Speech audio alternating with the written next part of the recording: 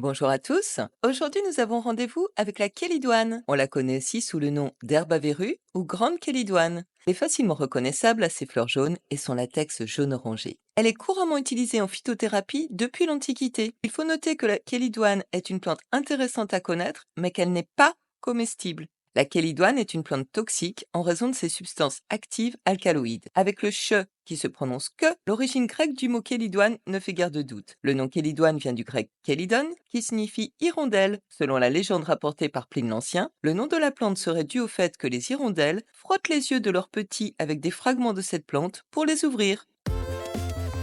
La kélidoine, Kélidonium machus, est une plante herbacée vivace de la famille des Papaveracées. Originaire d'Europe et d'Asie, elle pousse dans les zones boisées, le long des chemins et dans les jardins. On en trouve plus de 20 variétés. Les tiges de la kélidoine sont ramifiées. Elles sont cylindriques, creuses, cassantes et hérissées de poils éparses. Elles contiennent un abondant latex jaune-orangé. Elles peuvent atteindre 30 à 80 cm de hauteur. Les feuilles sont alternes, pennées et profondément découpées en lobes irréguliers, de couleur vert foncé sur le dessus et plus pâle en dessous. Les fleurs, jaunes, sont regroupées en petites ombelles et composées de 4 pétales disposés en croix, mesurant environ 1 à 2 cm de diamètre. La floraison a lieu d'avril à octobre. Le fruit est une capsule allongée contenant de nombreuses petites graines noires. Toute la plante a une odeur vireuse désagréable.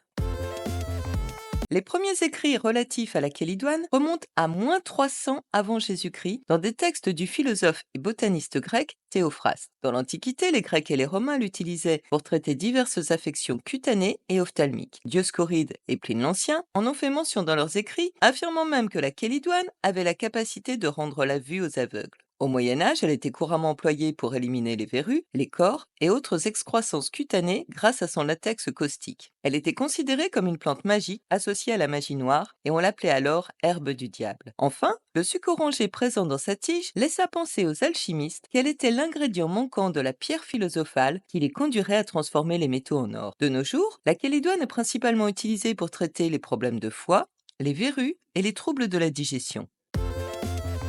La kélidoine est une plante polyvalente en phytothérapie qu'on ne doit toutefois utiliser que sous supervision médicale. La kélidoine est déconseillée pour les femmes enceintes et allaitantes, ainsi que pour les enfants. Elle est hépatoprotectrice. Par ses propriétés dépuratives et cholagogues, elle est utilisée pour protéger et soutenir la santé du foie en favorisant la détoxification et en améliorant la fonction hépatique, car elle stimule la sécrétion biliaire. Elle peut ainsi aider à prévenir les calculs biliaires. La kélidoine est antivirale et antimicrobienne. Certains de ses composés aident à combattre les infections et à renforcer le système immunitaire. La kélidoine est antispasmodique, elle peut soulager les spasmes gastro-intestinaux et les douleurs abdominales. La kélidoine permet de se débarrasser de nombreuses affections cutanées comme les verrues, les cors, l'eczéma, les durillons, les dartres, les dermatoses diverses ou encore la teigne grâce à ses propriétés antimitotiques qui empêchent la division et la multiplication de certaines cellules. On la trouve sous forme de crème, de gélules, de teinture mère ou d'extrait sec. De nouvelles recherches sont entreprises concernant la kélidoine, notamment dans le cadre de la recherche contre le cancer, justement du fait de cette action antimitotique. La kélidoine agit également sur les affections respiratoires comme l'asthme, la coqueluche ou la bronchite.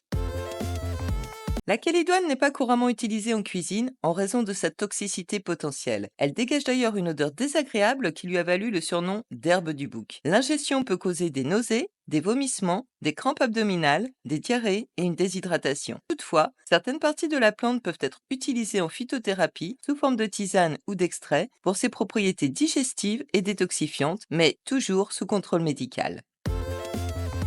La kélidoine est récoltée de préférence au printemps et en été, lorsque la plante est en pleine floraison. Les feuilles, les tiges et les fleurs peuvent être utilisées, mais avec précaution en raison de la toxicité potentielle de la plante. Pour la faire sécher, on étale les parties récoltées dans un endroit sec et bien ventilé, à l'abri de la lumière directe du soleil. Une fois sèches, on peut les conserver dans un contenant hermétique, à l'abri de l'humidité, pour préserver leur fraîcheur et leurs propriétés. Pour une infusion, on utilise environ une cuillère à café de feuilles séchées pour une tasse d'eau bouillante, qu'on laisse infuser pendant 10 à 15 minutes, puis on filtre avant de consommer. Le latex de kélidoine peut être appliqué directement sur les verrues, mais il est important de protéger la peau environnante pour éviter les irritations. Il faut répéter l'application en dose infime, 2 à 3 fois par jour, jusqu'à disparition de la verrue. En cosmétique, les extraits de kélidoine sont utilisés dans les produits de soins de la peau pour leurs propriétés apaisantes et cicatrisantes, notamment dans les crèmes et les onguents pour traiter les affections cutanées telles que les verrues, les cors et les durillons. Au jardin, comme le sucre de la kélidoine contient des alcaloïdes toxiques qui empêchent les herbivores de la brouter, elle peut indirectement protéger les plantes avoisinantes. Elle peut également être décorative avec ses petites fleurs jaunes, mais il convient de la contenir car elle peut se montrer envahissante. Il faudra l'arracher avec des gants car la sève jaunit la peau et ce colorant est difficile à enlever par la suite. Le latex tache d'ailleurs aussi les vêtements. Enfin, le purin de racine de kélidoine possède des vertus antigerminatives. Il peut être utilisé comme ralentisseur de mauvaises herbes. En teinture naturelle, les fleurs de kélidoine peuvent être utilisées pour préparer une teinture jaune vif, utilisée dans la teinture de tissu, de laine ou d'œufs de Pâques. Au niveau spirituel et énergétique, dans certaines traditions ésotériques, la kélidoine est associée à des rituels de purification et de protection, ainsi qu'à des pratiques de guérison énergétique pour équilibrer les émotions et purifier l'esprit.